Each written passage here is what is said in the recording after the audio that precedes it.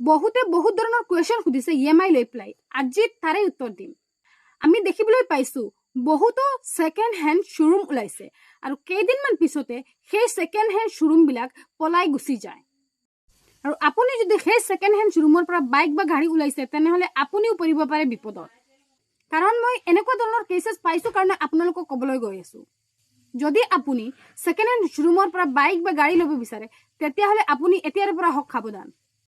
bike কিনাৰ পিছত শোৰুমৰ মানুহে কয় 2-3টা কিস্তি দিয়াৰ পিছত আপুনি আপোনাৰ আৰসিখন লৈ যাব পাৰে আলটিমেটলি আপোনাক আৰসিখন নিদিয়ে পিছত দেখিবলৈ পোৱা যায় যে আপোনালৈ এখন নোটিছ আহিছে আৰু আপোনাৰ হাতত যিখন গাড়ী আছে সেইখনৰ মালিক সম্পূৰ্ণভাৱে বেলেগ EMI গাড়ীখন লৈছে কসা কিন্তু আপুনি সেই গাড়ীখনৰ মালিক নহয়